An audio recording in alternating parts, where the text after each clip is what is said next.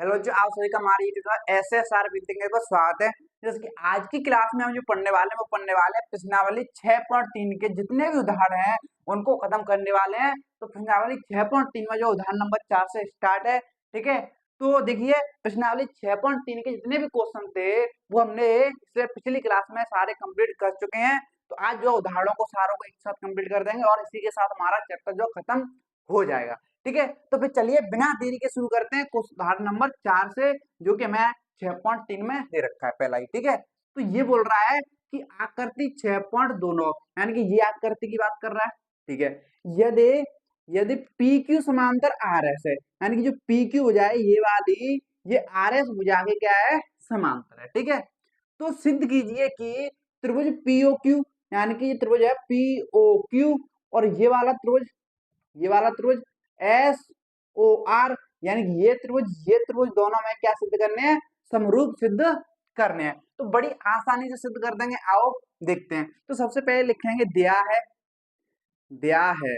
अब क्या दिया भैया, हमें दिया है कि पी क्यू समांतर है आर एस, और हमें जो सिद्ध करना है वो क्या करना है, हमें सिद्ध करना है कि त्रिभुज पी ओ क्यू समरूप है त्रिभुज एस ओ आर, ये सिद्ध करना है। तो कर देंगे बड़े आसानी से। तो लिखेंगे उपपत्ति, क्या उपपत्ति। तो उपपत्ति जब लिखोगे, इससे आसान कोई क्वेश्चन है नहीं, अगर ये क्वेश्चन आ गया समझो फ्री के नंबर आ गए, ठीक है। तो जिन त्रिभुजों को मैं समरूप सिद्ध करना है उनको लिखेंगे त्रिभुज पी ओ क्यू तथा त्रिभुज एस ओ आर में। तो इन दोनों की ही बात करेंगे, इनमें क्या क्या हमें चीजें दे रखी हैं। तो जब आप देखोगे तो ये जो एक रेखा है आर क्यू और एक रेखा है पी एस, तो ये दोनों एक रेखा एक दूसरे को काट रही है, यानी कट कर रही है, यानी कि प्रतिच्छेदी रेखा है। जब दो रेखाएं एक दूसरे को कट करती हैं तो अगर ये कोण है और इसके पीछे जो कोण बन रहा है कौन सा, ये वाला, क्या होते हैं, ये दोनों कोण बराबर होते हैं। जैसे ये कोण है, इसके पीछे जो कोण बन रहा है ये वाला, तो ये कोण क्या होंगे, बराबर होंगे, क्या होंगे, बराबर होंगे। इसका कोण ये बराबर होगा, इसके पीछे ये कोण बराबर होगा। और इन कोणों का नाम जो शीर्षाभिमुख कोण है, आपने कक्षा 9th में भी पढ़ा है, कक्षा 8 में भी पढ़ा है, पिछली क्लासों में पढ़ा है, 7th में भी पढ़ा है, ठीक है, 7th में पढ़ाते हैं, ठीक है। तो ये शीर्षाभिमुख कोण कहलाते हैं, यानी कि ये दोनों अगर एक दूसरे को कट कर रहे हैं तो ये जो कोण है, इस कोण के पीछे कौन बैठा है, ये कोण, तो ये कोण इस कोण के क्या होगा, बराबर होगा। यानी कि इस त्रिभुज में ये कोण और इस त्रिभुज में ये कोण क्या है, दोनों एक कोण बराबर हैं, यानी एक कोण हमें बराबर मिल गया। तो देखो इस वाले में पी ओ क्यू, यहाँ पे सिंपल सा ऐसे लिख दो कि एंगल ओ बराबर है एंगल ओ। भैया इस त्रिभुज का एंगल ओ और उस त्रिभुज का भी एंगल ओ क्या है, बराबर है। क्यों बराबर है, तो आप बता सकते हो ये क्या है भैया, शीर्षाभिमुख कोण, शीर्षाभिमुख विमुख कोण, इसलिए बराबर है, ठीक है। और दूसरी बात, आप यहाँ पे कोई और एंगल भी बराबर चाहिए, हमें तो एक ही एंगल मिल रहा है, बाकी एंगल भी तो बराबर चाहिए। अब समझो यहाँ पे, तो उसने हमें ये दे रखा है कि पी क्यू समांतर आर एस, यानी कि ये भुजा इस भुजा की समांतर है। अगर मान लो ये दो भुजाएं बराबर होती हैं, यानी कि समांतर होती हैं, और एक रेखा इसको कट कर रही होती है, जैसे मान लो कट कर रही है, प्रतिच्छेदी रेखा है, तो यहाँ पे देखो तो जेड बनेगा, क्या बनेगा, एक जेड बनेगा। अब ये जो जेड बन रहा है, इसका ये एंगल और ये एंगल क्या होते हैं, बराबर होते हैं। अगर दो रेखाएं समांतर दे रखी हैं और जहां पे जेड बनता है तो ये दोनों एंगल क्या रहते हैं, बराबर रहते हैं। जैसे आप देखोगे यहाँ पे ये क्या बन रही है, जेड बन रही है, क्या बन रही है, जेड बन रही है, क्या बन रही है, जेड। तो इसका ये एंगल और इसका ये एंगल, चाहे जेड ऐसी बने चाहे कैसी भी बने, तो ये एंगल क्या होते हैं, बराबर रहेंगे। तो इसका एक ये एंगल और इसका ये एंगल क्या हो गया, बराबर हो गया। और इन एंगलों को बोलते हैं अंत एकांतर कोण, क्या बोलते हैं, अंत एकांतर कोण। तो इसका एंगल P बराबर होगा उसके एंगल S के, है ना, कि भैया अंत एकांतर कोण, अंत एकांतर कोण है, इसलिए क्या है, ये बराबर है। जब दो एंगल बराबर हो गए तो आप बोल सकते हो डबल ए, है ना, एंगल एंगल से कि त्रिभुज पी ओ क्यू समरूप होगा त्रिभुज एस ओ आर। ये हो गया प्रूफ, ये हो गया प्रूफ, ठीक है। तो इस तरीके से उस क्वेश्चन को हल करना है, बहुत ही छोटा क्वेश्चन है, ज्यादा कुछ है नहीं, बस आपको थोड़ी बेसिक चीजें पता होनी चाहिए पिछली क्लास की, और आप आसानी से उस क्वेश्चन को कर ले जाओगे, ठीक है। अगर इतनी बात क्लियर है तो अब हम चलते हैं उदाहरण नंबर 5 की तरफ। तो देखिए अब आपके सामने जो उदाहरण नंबर 5, अगर उदाहरण नंबर 5 की बात की जाए तो देखिए बोल क्या रहा है, बोल रहा है कि आकृति 6.30 यानी कि ये जो आकृति दे रखी है इसकी बात कर रहा है। मैं कोण P ज्ञात कीजिए, यानी कि कोण P तो इस त्रिभुज में तो है नहीं, इसमें तो ABC है, इस वाले त्रिभुज में है RPQ वाले में, तो वो है हमारा एंगल P ये रहा। तो मैं ये कोण क्या करना है, ज्ञात करना है, ये बताना है। ठीक है, बता देंगे, कोई दिक्कत वाली बात नहीं। अब समझ यहाँ पर तो हमें सबसे पहले अगर ये अलग त्रिभुज है, ये अलग त्रिभुज है, अगर दोनों त्रिभुजों को मैं समरूप सिद्ध कर दूं तो भैया हम समरूपता से इनके कोणों को भी बराबर बता सकते हैं। समझे कि नहीं समझे? तो यहाँ पे इसके दो कोण दे रखे हैं, लेकिन इसके तो कोई कोण ही नहीं दे रखा है, तो कोण वाली तो हम कोई चीज यूज ही नहीं कर सकते। ठीक है, लेकिन यहाँ पे देखोगे इसकी ये भुजा दे रखी है, इसकी ये भुजा दे रखी है, इसकी ये भुजा दे रखी है, इसकी ये भुजा दे रखी है, वो दे रखी है। क्या इसकी एक भुजा शायद यहाँ पे मैं लिखना भूल गया हूँ, रुकिए देखते हैं क्या है। हाँ, तो यहाँ पे जो है इसकी भुजा है 6, यानी कि इसकी तीनों भुजा दे रखी है और इसकी भी तीनों ही भुजा दे रखी है। जब तीनों ही भुजा दे रखी है तो भुजाओं का ही अनुपात निकाल लो, तीनों भुजाएं का अनुपात निकाल लो ना, क्या दिक्कत है? जब आप नोटिस करोगे एक चीज कि 6 का डबल, देखो 6 का डबल 12 और 3 का डबल 6√3 होता है, ऐसे 3.8 का डबल 7.6 होता है।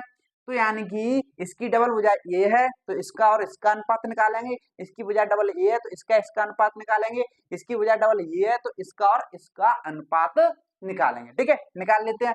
तो ए बी भुजा का डबल कौन है भैया, आर क्यू, तो ए बी और आर क्यू का अनुपात निकाल लेते हैं। तो निकालेंगे ए बी बट्टे आर क्यू बराबर, ए बी कितना है 3.8 और आर क्यू कितना है 7.6।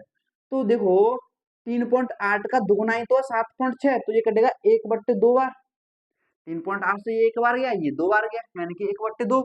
अब ऐसे ही BC का डबल कौन है, PQ, तो अब आप यहाँ पे निकालोगे BC और PQ का अनुपात, और BC यहाँ पे कितना है 6 और PQ कितना है भैया 12। अब इसको काटोगे तो 6 से एक बार, 6 से 2 बार, यानी कि ये भी बराबर आ रहा है, देखो बराबर आ रहा है। अब तीसरी भुजा AC, तीसरी भुजा AC की डबल कौन है, RP, कौन है RP का अनुपात, तो AC कितनी है भैया 3√3 है और RP कितनी है 6√3।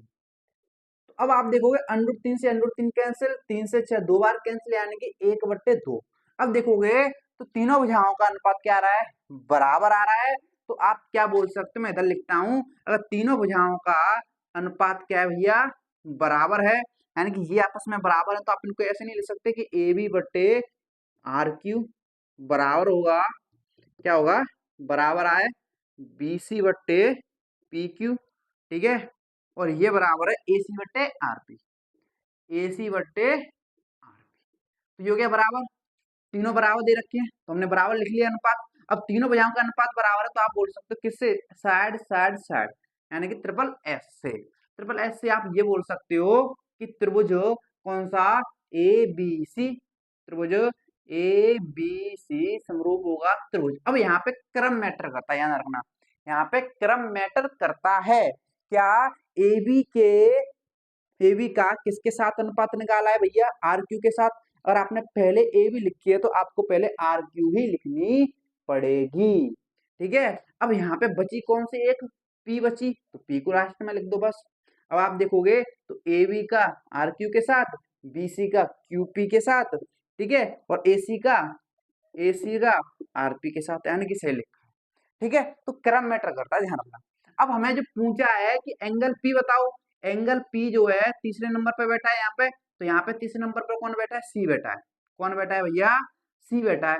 ठीक है, तो आप यहाँ से ये नहीं बोल सकते कि समरूपता से क्या बोल सकते हो कि एंगल C बराबर होगा एंगल P के, ये एंगल C बराबर होगा एंगल P के। अब यहाँ पे देखोगे तो इस त्रिभुज में दो कोण दे रखे लेकिन तीसरा नहीं दे रखा है, तो समझिए ध्यान से क्या, तो ये त्रिभुज के तीनों कोणों का योग कितना होता है 180 होता है, जिसमें से 80 और 60 यानी कि 140 इनने गिन लिया, तो इसके पास कितना बचा 40 बचा ना, कितना बचा 40 बचा, यानी कि एंगल C अगर 40 है तो एंगल C का मान आ गया 40 आ गया, तो ये किसके बराबर एंगल P के, तो एंगल P का भी मान तो कितना होगा भैया 40 ही डिग्री होगा। तो एंगल P का हमने निकाल लिया मान, तो ये आ गया हमारा आंसर, क्या आ गया आंसर। तो इस तरीके से हमें इस क्वेश्चन को हल करना है, ज्यादा क्वेश्चन कठिन नहीं है, बहुत ही आसान क्वेश्चन है, समझे कि नहीं समझे। तो आई थिंक आप इस क्वेश्चन में कोई डाउट नहीं होना चाहिए रत्ती भर भी। तो चलिए फिर अब चलते हैं हम उदाहरण नंबर 6 की तरफ। तो देखिए अब आपके सामने दे रखा है उदाहरण नंबर 6। और उदाहरण नंबर 6 की बात करें तो देखिए बोल क्या रहा है, तो ये बोल रहा है कि आकृति 6.31 में, यानी कि ये आपके सामने दे रखी है में ओ इंटू ओ बी बराबर ओ सी इंटू ओडी है, ठीक है। दर्शाइए कि एंगल ए बराबर होगा एंगल सी के और एंगल बी बराबर होगा एंगल डी के। तो हमें ये दर्शाना है, ठीक है, कोई बड़ी बात नहीं है, आइए समझते हैं। तो सबसे पहले लिखेंगे दिया है, सबसे पहले लिखेंगे दिया है, और हमें जो दिया है उसको लिख लेते हैं ओ ए इंटू ओ बी बराबर है ओ सी इंटू ओ डी, ठीक है, ये लिख लिया। अब एक चीज समझिए, और जो सिद्ध करना है उसको लिख लेंगे। सिद्ध क्या करना है, सिद्ध करना है कि एंगल ए बराबर एंगल सी और एंगल बी बराबर एंगल डी, ठीक है। अब लिखेंगे उपपत्ति, क्या लिखेंगे, इसकी उपपत्ति। जब उपपत्ति लिखोगे आप तो आप देख सकते हो कि ओ ए इंटू ओ बी बराबर दे रखा है ओ सी इंटू ओ डी। तो ये तो हमें भैया सवाल में दिया है, क्या है ये, दिया है, हमने अपने मन से थोड़ी लिख लिया है, ठीक है। अब देखो यहाँ,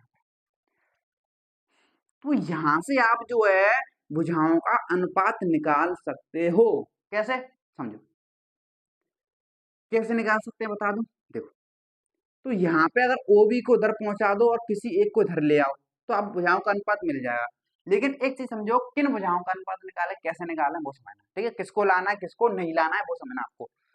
देखो यहाँ पे हमें ये नहीं पता है कि एंगल ए और डी एंगल सी और बी बराबर है, हमें तो ये सिद्ध करना है ना कि एंगल ए बराबर एंगल सी, एंगल बी बराबर एंगल डी, तो इनका तो यूज कर नहीं सकते।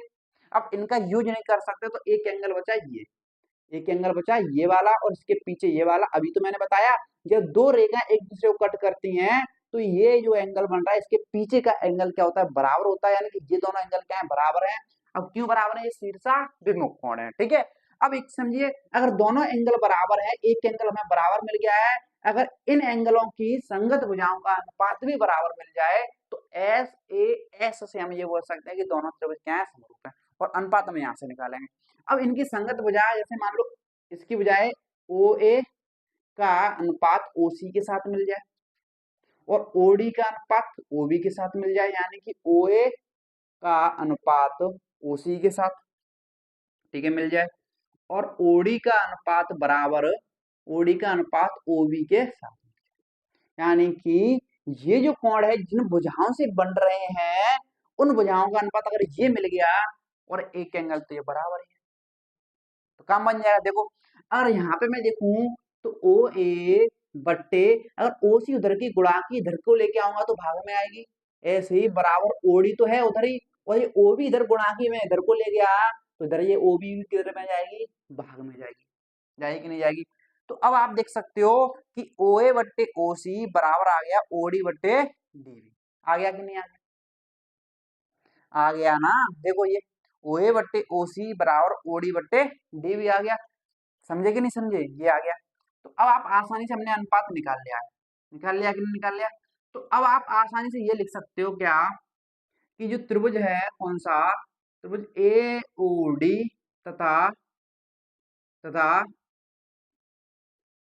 ठीक है, तथा त्रिभुज सी ओ बी में, सी ओ बी में क्या, ओ ए बट्टे ओ सी बराबर ओ डी बट्टे ओ बी। तो ये अनुपात आया है जो अभी तुमने ज्ञात किया है, अभी तो हमने ज्ञात किया है समीकरण नंबर 1 मान लो, या 1 से ऐसे लिख सकते हो, इसको समीकरण नंबर 1 मान लो तो आप लिख सकते हो समीकरण 1 से, ठीक है। तो हमने अभी तो सिद्ध किया है। अब ये एंगल बराबर है, इसका एंगल ए ओ डी, इसका एंगल ए ओ डी बराबर है इसके एंगल सी ओ बी के, एंगल सी ओ बी के। अब ये क्यों बराबर है, अब ये इसलिए बराबर है क्योंकि ये क्या है, शीर्षा विमुख कोण है, शीर्षा विमुख कोण, ठीक है। इतनी बात क्लियर है, आप बोले सर हाँ क्लियर है। अब अनुपात बराबर हो गया उन भुजाओं का जिससे ये कोण बन रहे हैं, तो आप ये बोल सकते हो या कि किससे, एस ए एस से, अब इसकी तो कोई जरूरत है नहीं, इसको उठाओ, एस ए एस से आप ये बोल सकते हो कि ये जो त्रिभुज है त्रिभुज ए ओ डी समरूप है त्रिभुज ओ सी बी। ठीक है, तो आप हमने अगर ये समरूप सिद्ध कर लिए तो आप समरूपता से ये बोल सकते हो, समरूपता से कि एंगल ए जो है, एंगल देखो यहाँ हमने लिखा है ए ओ डी, यहाँ पे क्रम गलत कर दिया हमने, यहाँ पे क्रम गलत लिख दिया है, ध्यान समझना, क्रम का मैटर जरूरी है। भैया एंगल ओ है तो वो तो देखो यहाँ पे एंगल जो त्रिभुज लिखोगे तो एंगल ओ बीच में आना है। अब एंगल ए के बराबर सी लाना है, तो यहाँ पे भैया यहाँ जब तक सी नहीं होगा, ये पहले स्थान पे बैठा है तो पहले स्थान पर सी को ही बिठाना पड़ेगा ना, और दूसरे स्थान पर बी को बिठाना पड़ेगा यहाँ पे, जब तो डी और बी बराबर होंगे। ठीक है, तो इस तरीके से लिखा जाएगा क्रम से। तो क्रम से लिख लिया तो अब आप बोलोगे समरूपता से, क्या बोलोगे, समरूपता से कि एंगल ए बराबर होगा एंगल सी के पहले स्थान वाले एंगल। ठीक है, एंगल ए बराबर होगा एंगल सी के, और थर्ड स्थान वाले यानी कि एंगल डी बराबर होगा एंगल बी के। तो यही तो सिद्ध करना था, एंगल ए बराबर एंगल सी के, एंगल बी बराबर है डी के, यानी कि एंगल बी बराबर है तो डी के। तो ये हो गया प्रूफ, क्या हो गया, प्रूफ। ठीक है, तो इस तरीके से इस क्वेश्चन को हमें क्या करना है, हल करना है। समझे कि नहीं समझे, बस यहाँ से अनुपात निकालना है, और किन भुजाओं का अनुपात निकालना है, उन भुजाओं का अनुपात निकालना है जिनसे ये दोनों कोण बन रहे हैं। ठीक है, समझे कि नहीं समझे, बहुत आसान क्वेश्चन, ज्यादा कठिन क्वेश्चन है नहीं।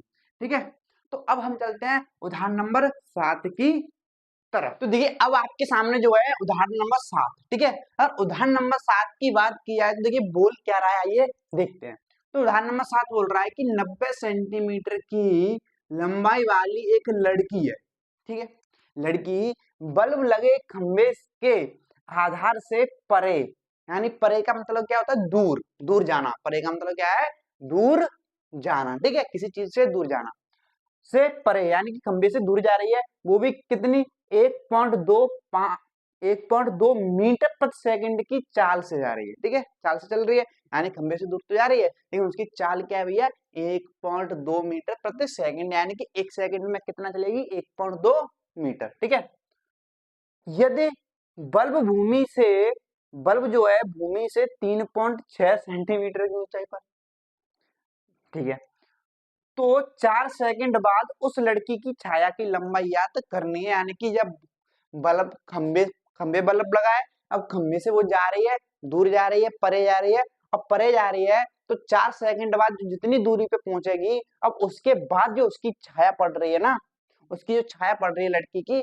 उस छाया की हमें क्या बतानी है, लंबाई बतानी। अब देखो यहाँ पर समझो, इस सवाल में एक लोचा है। तो जब आप एनसीईआरटी किताब में देखोगे या कोई भी किताब देखोगे जिसमें आपको अगर ये सवाल है, तो शायद उसमें आपको सही भी लिखा मिल सकता है और गलत भी लिखा मिल सकता है। कैसे, तो यहाँ पे देखोगे तो लड़की की लंबाई तो 90 सेंटीमीटर है, लेकिन यहाँ पे बोला है कि बल्ब भूमि से 3.6 सेंटीमीटर और ये 90 सेंटीमीटर, यानी कि इसके कहने का मतलब ये है, अगर बल्ब जो है 3.6 सेंटीमीटर ऊंचा लगा है, ये जो बल्ब लगा है, ठीक है, तो लड़की जो है 90 सेंटीमीटर लंबी है। क्या ये पॉसिबल है भैया, भैया क्योंकि 90 सेंटीमीटर 3.6 सेंटीमीटर तो ज्यादा बड़ा ही होगा ना, बड़ा होगा कि नहीं होगा, यानी बल्ब छोटा और लड़की लंबी, ऐसा पॉसिबल है क्या, नहीं पॉसिबल है।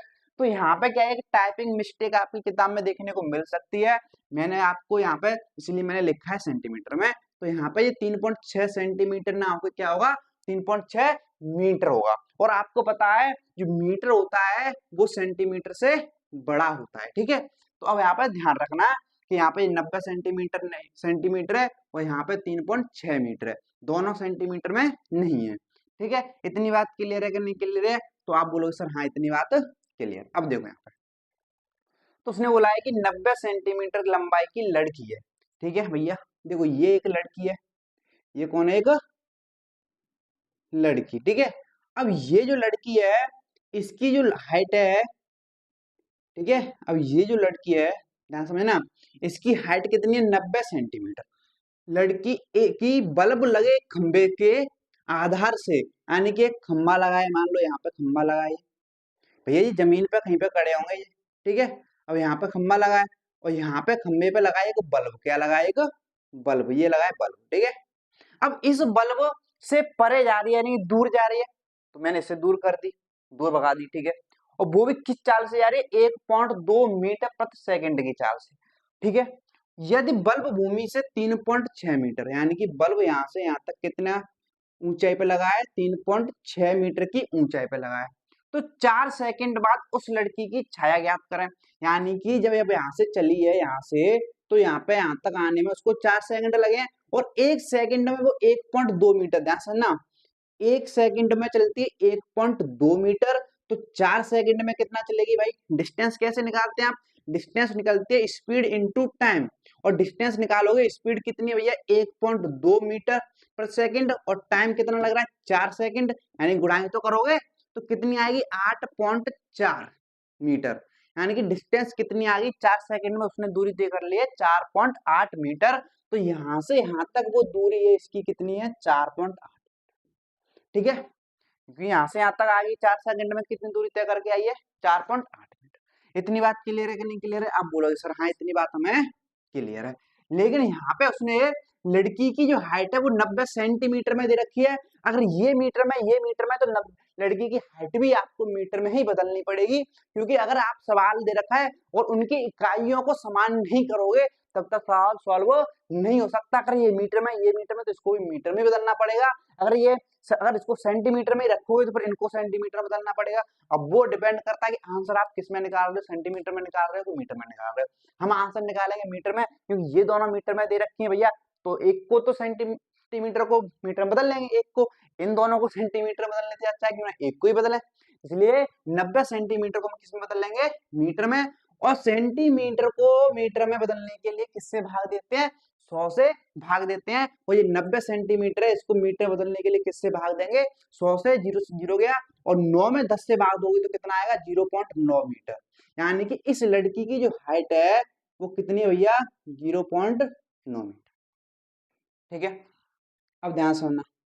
अब यहाँ पे ध्यान से समझना है आपको, जैसे अगर आपके बल्ब लगाए तो आपकी परछाई किधर को पड़ेगी, आपको ये भी तो पता होना चाहिए। अब देखो बल्ब जो है, लड़की उधर को खड़ी है और बल्ब इधर पीछे लगा है, तो परछाई किधर पड़ेगी? उसके आगे पड़ेगी कि नहीं पड़ेगी भाई?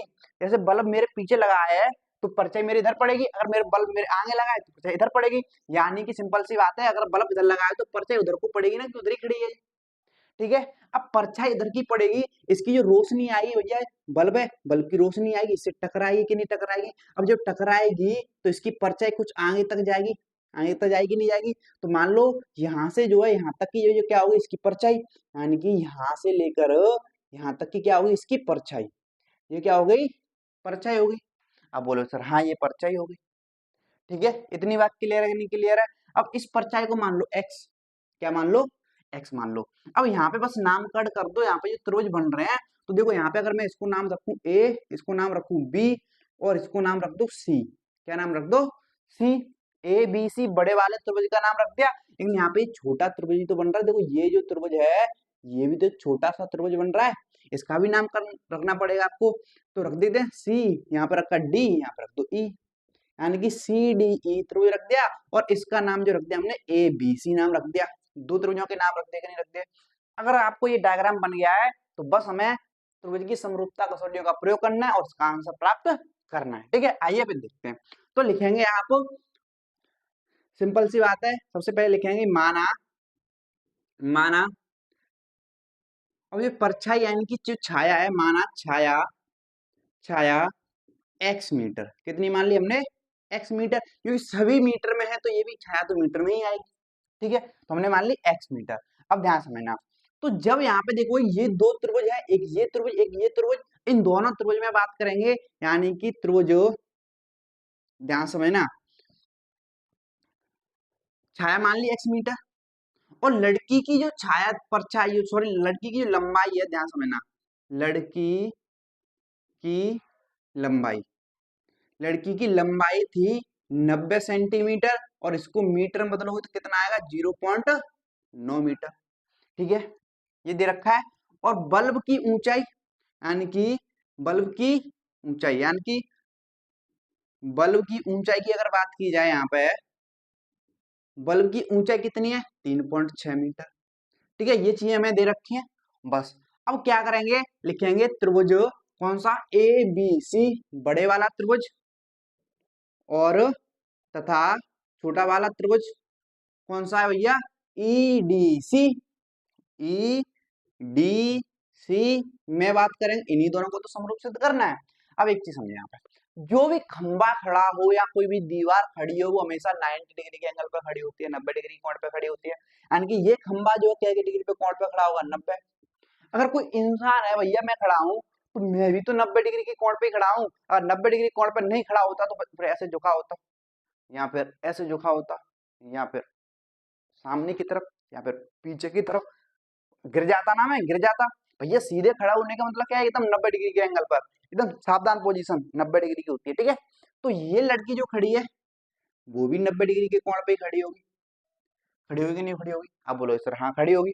तो जब आप देखोगे कि दोनों त्रिभुज में एक कोण बराबर मिल गया, ये भी कोण 90 डिग्री का है, ये भी कोण 90 डिग्री का है, तो आप बोल सकते हो इसमें एक एंगल बी जो है बराबर है एंगल डी के, ठीक है, ओके। क्यों, दोनों एंगल कितने डिग्री के हैं, 90 डिग्री के। अब देखो यहाँ पे एक चीज देखोगे, तो ये जो बड़ा वाला त्रिभुज बन रहा है इसमें भी एंगल सी आ रहा है, ये देखो ये वाला, और ये छोटा वाला त्रिभुज बन रहा है इसमें भी एंगल सी आ रहा है, यानी कि दोनों त्रिभुजों में एंगल सी आ रहा है। अब एंगल सी दोनों में आ रहा है तो आप बोल सकते हो कि एंगल सी बराबर एंगल सी, दोनों का एंगल सी बराबर है। क्यों भैया, उभयनिष्ठ कोण है, क्यों भैया उभयनिष्ठ है, दोनों में समान कोण है, कॉमन कोण है उभयनिष्ठ कोण। जब दो कोण बराबर हो गए तो तीसरा तो अपने आप ही बराबर हो जाता है, इसलिए आप बोल सकते हो डबल ए से एंगल, एंगल ए से कि त्रिभुज कौन सा, ए बी सी समरूप होगा त्रिभुज कौन से, ई डी सी के, ठीक है। इतनी बात क्लियर है कि नहीं क्लियर है, आप बोलो हाँ सर हाँ इतनी बात हमें क्लियर है, ठीक है। अब आ जाओ करते हैं बात, देखो बस आप यहाँ पे अब मैं क्या करना है, समरूपता का प्रयोग करना है, किसका प्रयोग करना है, समरूपता का। तो समरूपता से जो हमें दे रखा है, समान दे रखा है, तो हम भुजाओं का अनुपात निकाल सकते हैं। तो हमें कौन कौन सी भुजा दे रखी है, ए भी भुजा दे रखी है तो इसकी हाइट भी दे रखी है, ये वाली भुजा देखो, इसकी लंबाई दे रखी है तो इसकी लंबाई दे रखी है, ये दोनों को ले लेंगे, इनका अनुपात ले लेंगे, और हमें इसकी ये वाली ज्ञात करनी है, यानी कि इसमें जो आधार है वो लेना है, और इसका भी ये नीचे वाली यानी कि आधार लेना है, ठीक है। इन दोनों भुजाओं का हमें अनुपात लेना है। तो यहाँ से अनुपात निकालेंगे, ए बी का किसके साथ आएगा, ईडी के साथ, ए बी का अनुपात ईडी के साथ आएगा, और हमें चाहिए किसका, डीसी और बीसी का। तो यहाँ पे बीसी का किसके साथ आएगा, डीसी के साथ, बराबर होगा बीसी का डीसी के साथ, ठीक है। अब वैल्यू पुट करनी है आपको। अब ए बी जो है बल्ब की लंबाई है, ए बी क्या है, बल्ब की लंबाई कितनी, एक 3.6 बट्टे ईडी, ईडी क्या है, ईडी जो है लड़की की लंबाई कितनी है, 0.9, 0.9 मीटर। अब बीसी यहां से लेकर यहां तक देखो, यहां से लेकर यहां तक ये जो बीसी है दो टुकड़ों से मिलकर बना, एक बीडी और एक डीसी। तो जब यहां से यहां तक चलोगे तो ये तो यहां से यहां तक तो हो गया 4.8, लेकिन यहां से यहां तक x है, तो यहां से लेकर यहां तक मिला के तो टोटल हो जाएगा 4.8 प्लस x, हो जाएगा नहीं हो जाएगा, यानी कि बीसी जो आएगा 4.8, कितना आएगा 4.8 प्लस एक्स बट्टे डीसी, तो कितना है एक्स, कितना है भैया एक्स है। बस अब आपको ये कैलकुलेट करना है, एक्स का मान आ जाएगा। देखो अब यहाँ पे मैं एक काम कर सकता हूँ, इसमें भी एक अंक बाद पॉइंट, इसमें भी एक अंक बाद पॉइंट है, तो पॉइंट से पॉइंट कैंसिल हो गया, और 9 से 36 कितनी बार गया, 4 बार गया, यानी कि ऊपर गया 4 बार, नीचे गया 9 से 1 बार, यानी कि ये आएगा ऊपर कितना है 4.8 प्लस एक्स बट्टे एक्स, यानी कि जितना सिंप्लीफाई हो सके आपको उतना सिंप्लीफाई करके ही चलना है, ठीक है। इतनी बात क्लियर है। अब क्रॉस मल्टीप्लाई करता हूँ, इसका इसमें करूंगा, अगर मैं इसका इसमें करूंगा, एक्स का 4 में तो ये आएगा 4x बराबर, अब एक का इसमें करूंगा तो ये आएगा एक का 4.8 प्लस के एक्स, ये आएगा, एक तरफ एक्स को ले आओ तो 4x इधर आएगा, एक्स तो माइनस के एक्स बराबर कितना है 4.8, और 4x में से x गया तो कितना आ गया 3x बराबर 4.8। अब 3 से जब इसको काटोगे तो ये कटेगा कितना, 3 एकम 3 और 6 18, यानी कि 1.6 बार। तो x का मान आ रहा है 1.6, और सभी मीटर में, तो ये भी तो मीटर में ही आएगा 1.6 मीटर, यानी कि लड़की की जो छाया है, यानी कि जो परछाई है x से हमने जो x मानी थी वो कितनी आ गई 1.6 मीटर आ गई, इसमें कुछ भी दम नहीं है। बस आपको एक बार डायग्राम बना लेना है अच्छी तरीके से, और जो आपको वैल्यूज पता है सारी को एक बार मीटर में कन्वर्ट कर लेनी है, यानी कि एक ही इकाई में कन्वर्ट कर लेनी है, फिर बस समरूपता से इनको कसौटी से समरूप बताना है और अनुपात निकालना है, भुजाओं को जो भुजा दे रखी है और जो आप भुजा ज्ञात करनी है उनका, ठीक है। तो आसानी से क्वेश्चन हो जाएगा, ज्यादा कठिन नहीं है, मैंने टाइम लिया क्योंकि आपको मुझे इस क्वेश्चन को समझाना था, ना कि रटाना था, ठीक है। इतनी बात क्लियर है। तो अब हम चलेंगे उदाहरण नंबर किसकी तरफ, उदाहरण नंबर 8 की तरफ। तो देखिए अब आपके सामने दे रखा है उदाहरण नंबर 8, ठीक है। और उदाहरण नंबर 8 की बात की जाए तो ऐसा क्वेश्चन जो हम प्रश्नावली में भी ऑलरेडी कर चुके हैं, ठीक है। तो वैसा ही क्वेश्चन है इसमें भी, ठीक है। थोड़ा इसमें एक्स्ट्रा चीजें पूछ रखी हैं तो कोई दिक्कत वाली बात नहीं है। तो आइए देखते हैं। तो उदाहरण नंबर 8 बोल रहा है कि आकृति 6.33 यानी कि ये जो दे रखी है आकृति इनकी बात कर रहा है। मैं सीएम यानी कि ये वाली सीएम और आरएन यानी कि ये वाली आरएन क्रमशः त्रिभुज एबीसी और त्रिभुज पी क्यू आर की माध्यिकाएं हैं। अगर ये दोनों माध्यिकाएं एमसी और एनआर, तो इनका क्या कार्य होता है, माध्यिका का कार्य होता है। अब ये एमसी जो है किस पे पड़ रही है, एबी पे, तो एबी के 2 बराबर हिस्से करेगी, यानी कि मध्य में पड़ेगी बीचों बीच में, यानी कि जो इसके एबी के 2 बराबर हिस्से एएम और एमबी, यानी कि ये हिस्सा इस हिस्से के बराबर होगा। ऐसे इसमें तो क्यू एन और एनपी, तो ये वाला हिस्सा इस वाले हिस्से के बराबर होगा। क्यू एन और एनपी इससे बराबर होंगे कि नहीं होंगे, आप बोलो सर हाँ बराबर होंगे, ठीक है। अब देखिए यहाँ पे यदि त्रिभुज एबीसी समरूप है त्रिभुज पी क्यू आर, यानी कि यहाँ पे दोनों त्रिभुज क्या दे रखे हैं भैया, हमें समरूप दे रखे हैं पहले से, ठीक है।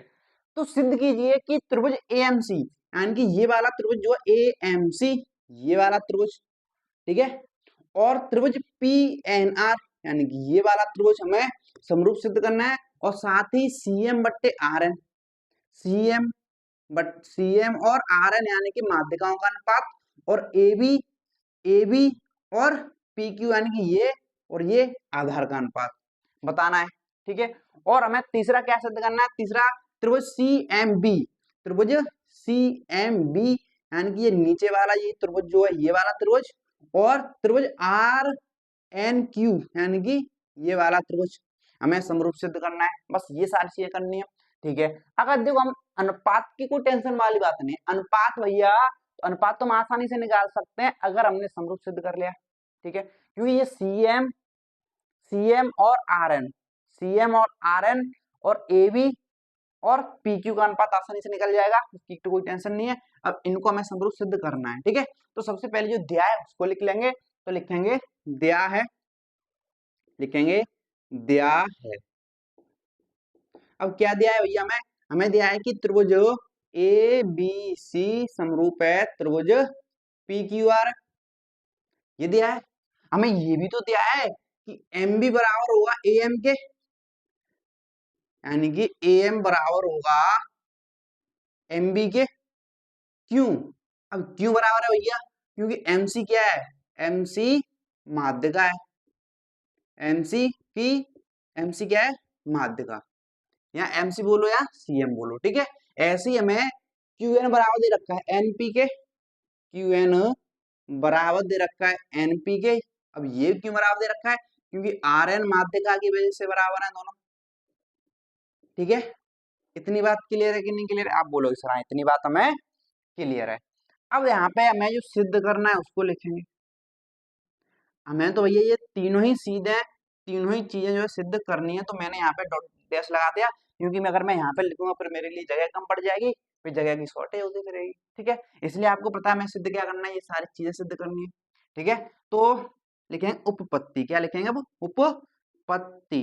अब उपपत्ति में सबसे पहले हम पहली वाली चीज को सिद्ध कर लेते हैं, पहली वाली चीज को सिद्ध कर लेते हैं कि त्रिभुज एएमसी समरूप है त्रिभुज पीएनआर, यानी कि ये त्रिभुज एएमसी और त्रिभुज पीएनआर समरूप, यानी कि ये वृत्त वाले जो त्रिभुज है इन दोनों को हमें समरूप सिद्ध करना है, ठीक है। आओ देखो यहाँ कर रहे हैं बात, देखो एक चीज समझिए, अगर हमें ये दोनों त्रिभुज समरूप दे रखे हैं, क्या दे रखे हैं, दोनों त्रिभुज समरूप दे रखे हैं एबीसी और पीक्यूआर, तो हम इनकी भुजाओं का भी तो अनुपात समरूप बता सकते हैं, बराबर बता सकते हैं। यानी कि देखो हमें दे रखा है कि त्रिभुज ए बी सी समरूप है त्रिभुज पी क्यू आर, ये दिया है कि नहीं दिया है, बोलो सर हाँ दिया है, ठीक है, ये दिया है हमें। तो आप यहाँ से बहुत सारी चीजें ज्ञात कर सकते हो। अब यहाँ पे समझना, तो हमें जो सिद्ध करना है लिखेंगे त्रिभुज ए एम सी सिद्ध करना है, तथा किसके समरूप सिद्ध करना है, त्रिभुज पी एन आर के, ठीक है। कोई दिक्कत, देखो तो यहाँ पे एक अच्छी बात तो ये है कि यहां से आप ये जो है ए बी और पी क्यू का अनुपात निकाल सकते हो। आप बोल सकते हो कि ए बी बट्टे पी क्यू बराबर होगा, ठीक है, ये अनुपात बराबर निकाल सकते हो। ऐसे यहाँ पे मैं ये भी तो निकाल सकता हूँ, ए बी और पी क्यू का अनुपात, यानी कि ये अनुपात निकाल लिया, और यहाँ से मैं ए सी और पी आर का अनुपात निकाल लूंगा, यानी कि इन दोनों त्रिभुजों को समरूप सिद्ध करूंगा। तो ए सी ये वाली और ये वाली, ए सी और पी आर का अनुपात बराबर निकाल लिया। तो इन दोनों का तो मैंने अनुपात यहाँ पे बराबर कर लिया। तो बस इन्हीं दोनों का मैं यूज करना है। हमें यहाँ पे बीसी और क्यू आर निकालने की कोई जरूरत नहीं है। बीसी और क्यू आर जो है हमारे काम की वजह नहीं है, क्योंकि ये इन दोनों त्रिभुजों में आ ही नहीं रही है, इन दोनों त्रिभुजों में आ ही नहीं रही है, इसलिए इन दोनों को नहीं लेंगे, ठीक है, ध्यान समझना। अगर मैं यहाँ पे कुछ ऐसा करूं, ध्यान समझना, कि इसकी ए सी और पी आर का अनुपात बराबर मिल जाए, ठीक है, और मुझे ए एम और पी एन का अनुपात बराबर मिल जाए।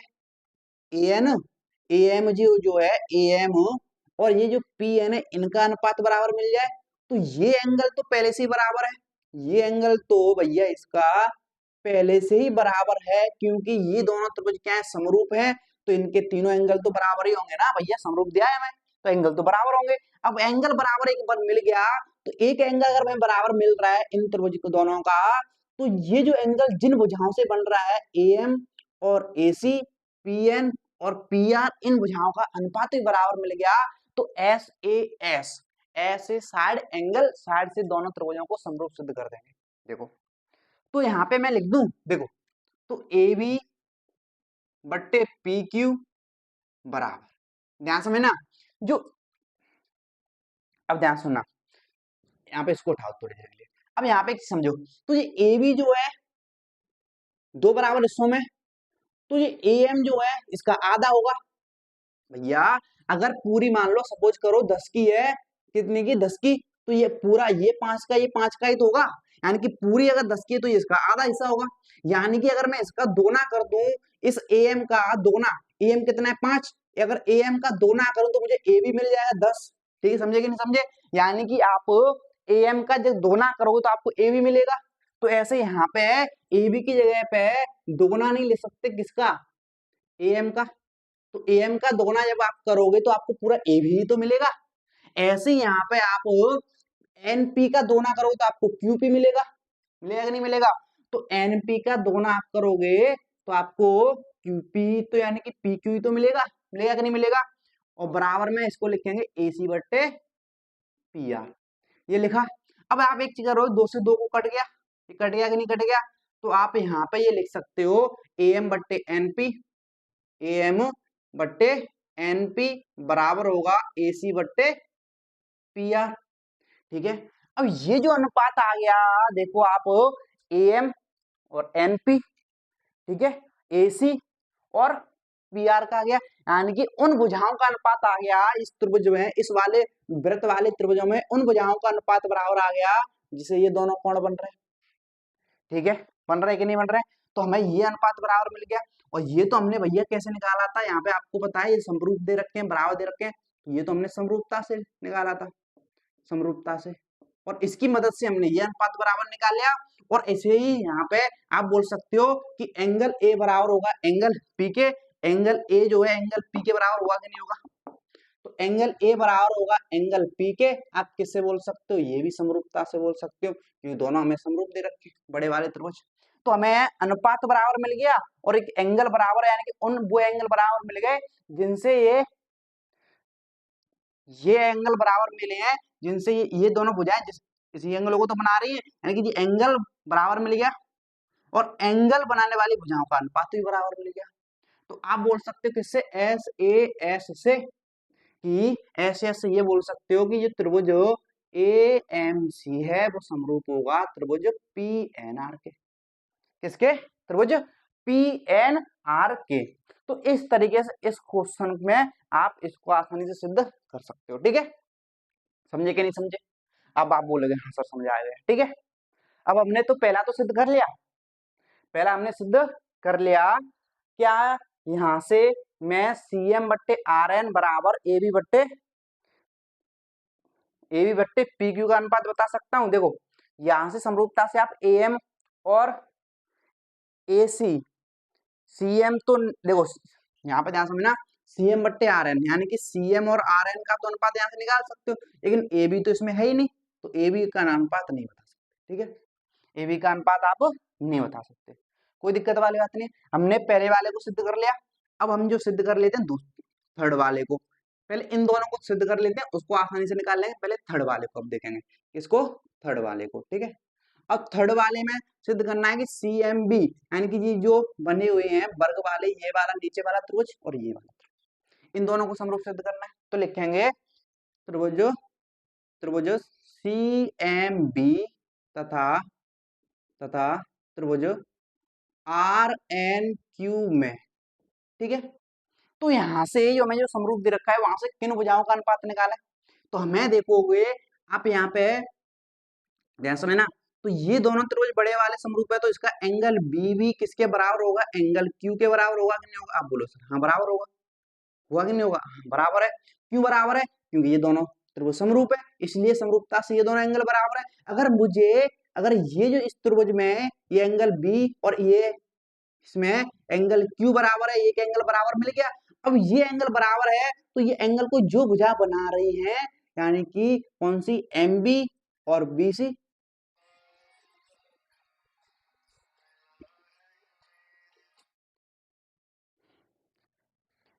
ठीक है, देखिए तो यहाँ पे जिस ये जो एंगल बन रहा है एम बी और बीसी से, यहाँ पे जो एंगल बन रहा है क्यू एन और क्यू आर से, तो अगर इन भुजाओं का अनुपात भी अगर मुझे बराबर मिल गया जिससे ये एंगल बन रहे हैं, तो आसानी से हम बता देंगे ऐसे ऐसे, जैसे जैसे यहाँ पे क्या है वैसे यहाँ पे सेम करना है। तो यहाँ पे समरूपता से हम जो अनुपात निकालेंगे इसका बीसी और क्यू आर का निकाल लो, बीसी और क्यू आर, क्योंकि दोनों त्रिभुज में बीसी और क्यू आर है, तो बीसी ये वाली भुजा और क्यू आर, तो बीसी बट्टे क्यू आर बराबर में बोल सकता हूं ए बी बट्टे क्यू पी। यहां से मैं बोल नहीं सकता क्या, देखो ए बी बट्टे पी क्यू, ए बी बट्टे पी क्यू।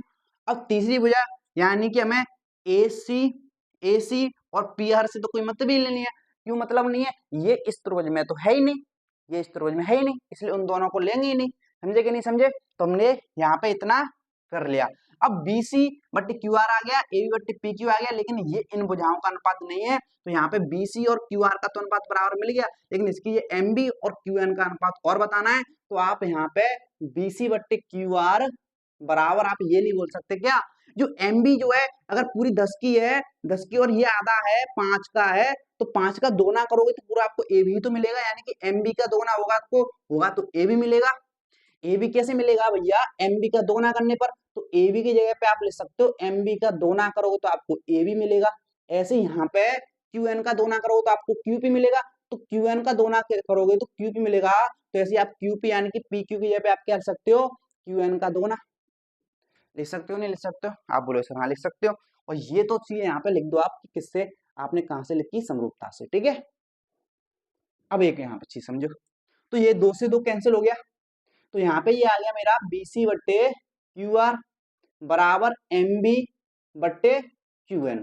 तो ये जो अनुपात आ गया BC QR और MB और QN, यानी कि ये दोनों एंगल जिन भुजाओं से बन रहे हैं उन भुजाओं का अनुपात बराबर आ गया, और ये दोनों एंगल तो है बराबर, एंगल B बराबर एंगल Q तो है ही। क्यों भैया, क्योंकि ये समरूप है दोनों बड़े वाले समरूपता से, तो हम आप यहाँ पे ये बोल सकते हैं कि एंगल बराबर मिल गया और एंगल को बनाने वाली भुजाओं का अनुपात बराबर मिल गया, तो एस ए एस से आप ये बोल सकते हो कि जो त्रिभुज सी एम बी है, सी एम बी समरूप होगा त्रिभुज आर एन क्यू के।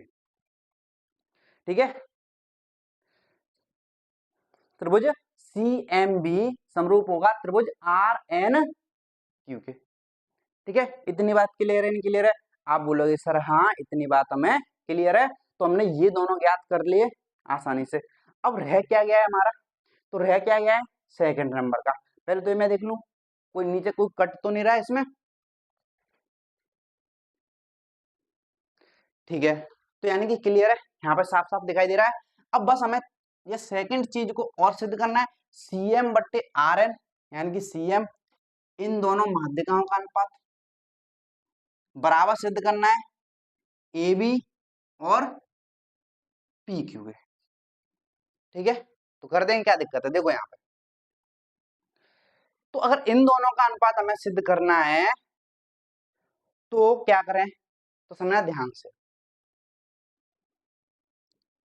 तो आप यहां से भी कर सकते हो, अगर आप यहां से लिखोगे, जगह कम पड़ रही है, क्या करूं, दिखाई देगा कि नहीं देगा। तो देखिए, तो शायद आपको यहाँ पे मैंने इसको कैमरे को एडजस्ट किया है, शायद जगह थोड़ी हो गई हो। तो देखो यहाँ पे, तो हमें सेकंड पार्ट रह गया है, फर्स्ट सेकंड थर्ड तो हो गया, फर्स्ट थर्ड हो गया, सेकंड रह गया।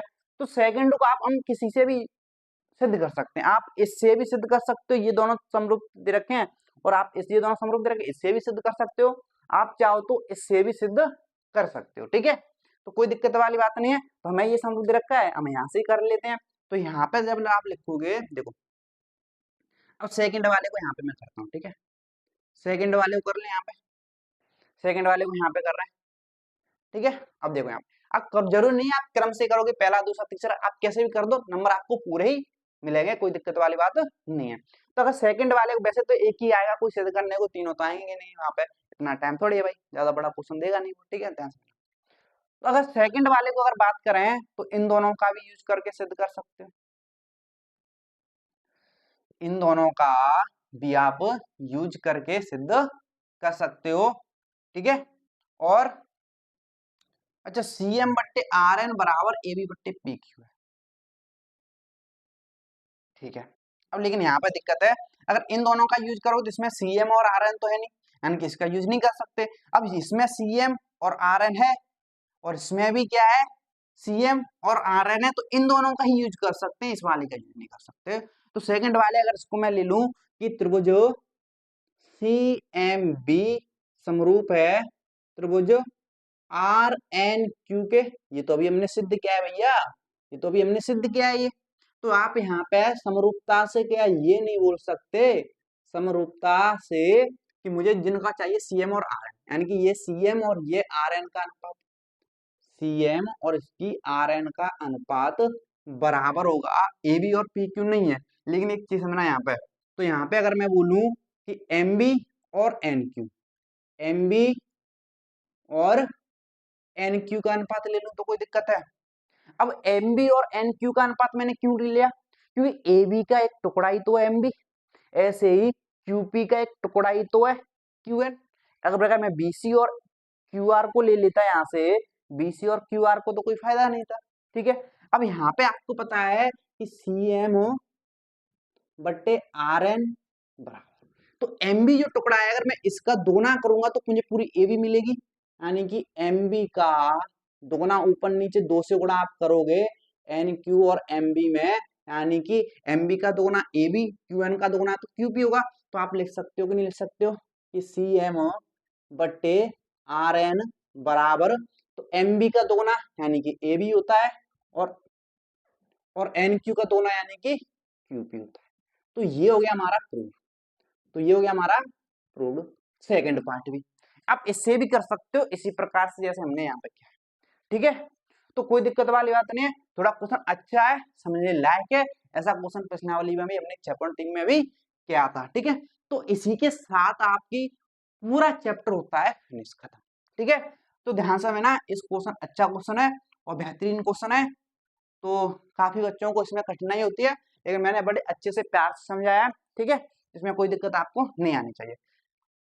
तो फिर चलिए, हमारा चैप्टर हो गया है खत्म। तो अगर आपको आज की क्लास पसंद आई तो प्लीज बताइए कमेंट में कैसी आपको आज की क्लास लगी, और ये क्वेश्चन समझ आया कि नहीं आया। अगर आप चैनल पर नए हो तो चैनल को सब्सक्राइब कर लीजिएगा। तो अब हम मिलेंगे एक नए चैप्टर के साथ। तो चलिए फिर मिलते हैं अगले क्लास में, आज के लिए इतना ही, धन्यवाद।